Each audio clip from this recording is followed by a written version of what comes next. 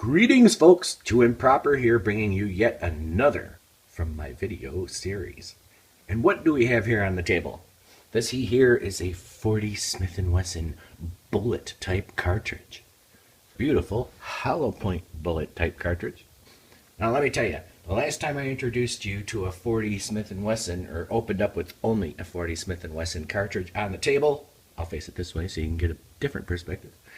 The last time I opened with a 40 Smith & Wesson cartridge on the table, I was showing you a Glock. But not this time, because God forbid I have a Smith & Wesson. Oh my God. Oh yes. And I'm pretty excited about it because you guys know me. I am all about value. Value with a capital V. As a matter of fact, my middle name should have been Value, but my parents' middle named me Scott. But here is the value piece right here. Boom! Oh, you see that? That there is a Smith & Wesson SD40 VE. Now, who here can tell me what SD stands for? Okay, you. Yes, you're right. Self-defense. That's what SD stands for. And VE stands for value enhanced. Now, naturally, with the word value in it, I was rabidly attracted to this one, and so I had to see it. I've researched it. I held one. I did everything but shoot it, regretfully, before I bought it. Now, when I say regretfully, I don't mean that I'm sorry I shot it and I'm sorry I bought it, because I'm going to tell you what, this is an outstanding gun. Now, I am aware that there are haters of this gun. And that's mainly the people who cannot let go of the Stigma series. Is this gun related to the Stigma? Yes, it is. It is related to the Stigma. But this gun represents all the improvements on the Stigma series that needed to happen, and plus the new things that were thrown in for this gun. So this gun right here is not a Stigma. One of the first things that you want to do when you're talking about this gun here, the SD40 or the SD9 VE, is you want to look at its purpose for being made.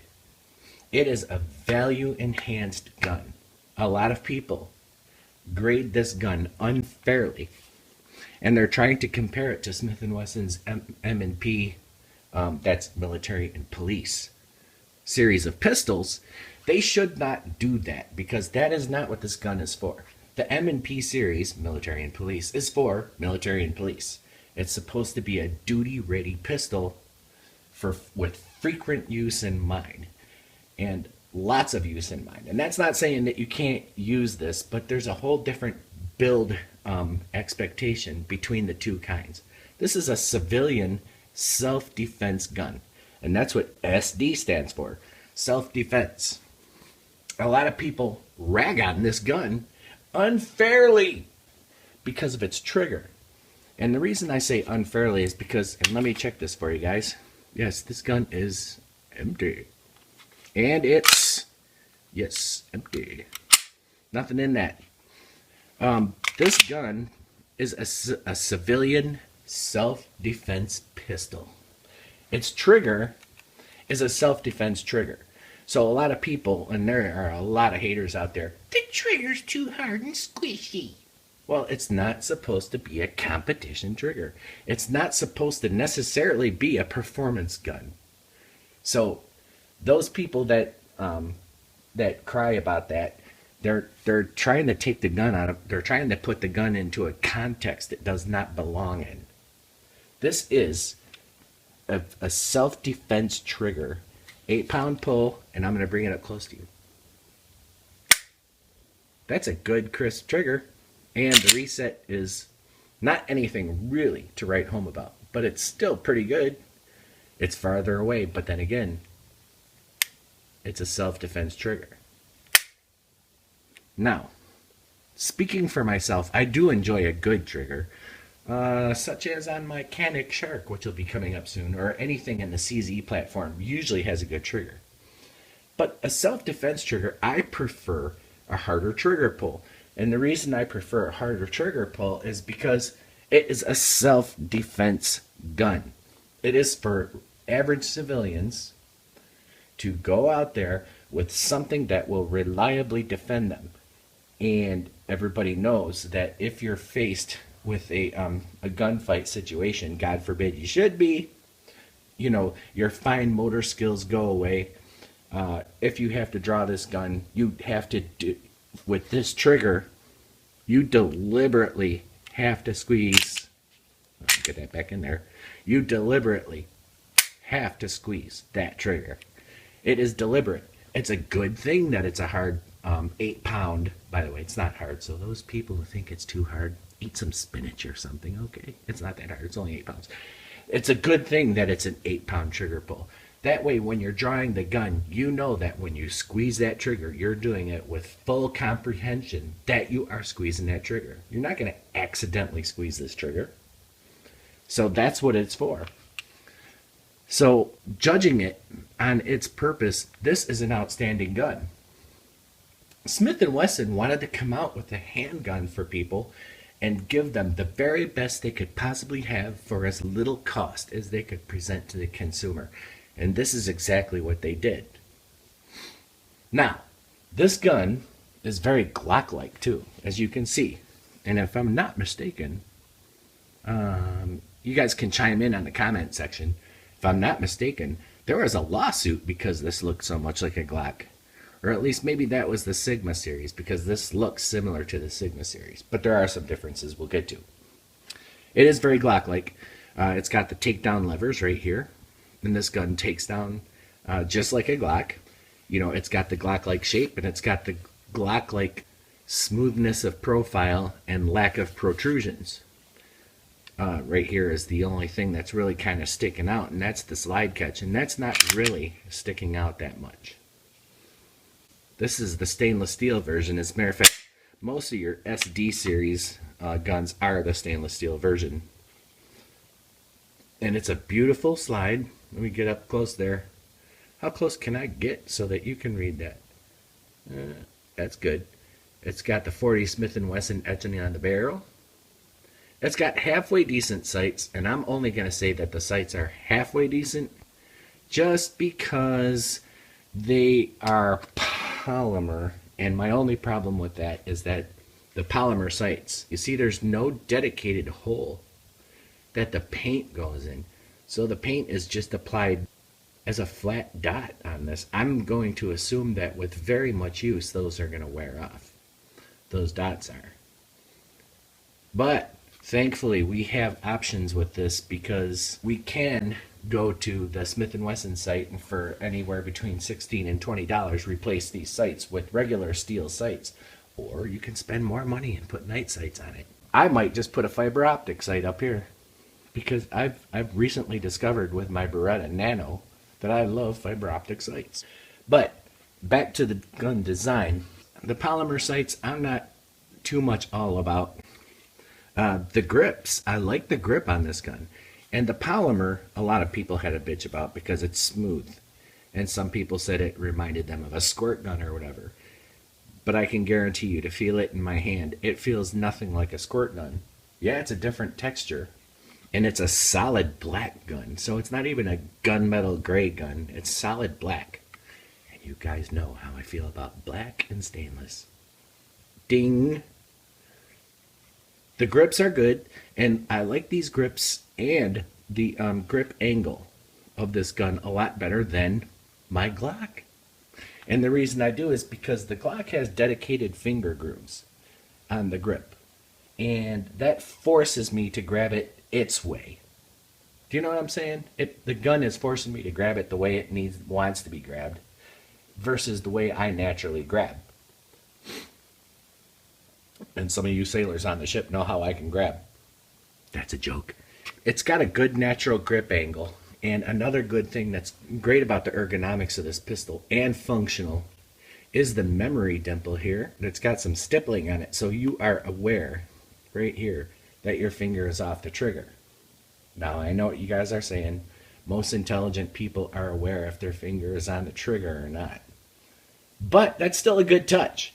I kind of dig that. That's pretty good. And it's on both sides. And unfortunately, That is the only ambidextrous thing about this pistol. If you're a lefty, this is not a mag release and this is not reversible. The mag release is only on one side. That's, maybe they could do something about that. But again, folks, they're just trying to come out with something that people can use without having to go to the powerhouse for it. This gun and these guns, you should be able to find them all day long for anywhere between $290 to $330. Okay? If you're paying any more than $330 for any of the SD series, you're probably paying too much or going to somebody that's charging an excessive amount for the pistol. Value enhanced. This is a 40 Smith and Wesson gun, and this magazine is a 14 round magazine, and it comes with 2 magazines and a lock. 14 rounds.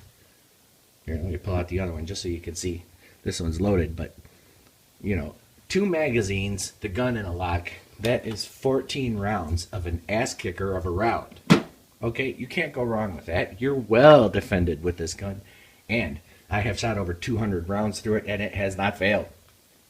How about that, yo? So this has been a really outstanding gun, and I'm very, very happy with it.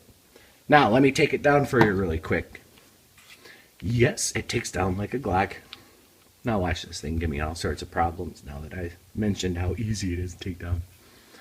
But just like the Glock, you pull back, you throw back your levers, and this should, after you dry fire it, come right off. Ah, bingo, bango, pungo. The internals here on the grip portion are just like just about any other double action striker fired guns. Maybe a little different. You see this? Let me focus on that. I almost sounded like Big Daddy Hoffman. True nod to him, though. I think he's really entertaining. Yeah. Hoorah. And then there's the rest of the internals. And then the slide, you can tell that Smith and Wessons still made this gun because of how well it's made. Look at the slide. Let me focus on it so you can see that in true Technicolor. Look at that slide. Nicely done. This is not cheap shit. This is a good gun. Plastic guide rod with that spring. But that doesn't send me to the therapist. I still think it's I think this is a pretty good deal, and plastic guide rods don't frequently fail. Stay at home, haters. I know you may have had one fail, but I haven't. It goes together just like the Glock, and it goes back on just like the Glock. And shave and a haircut, 2 bits. Ready to go. Discoteca. Again, that is a good trigger. 8-pound trigger, and the more you shoot it, the better this trigger gets.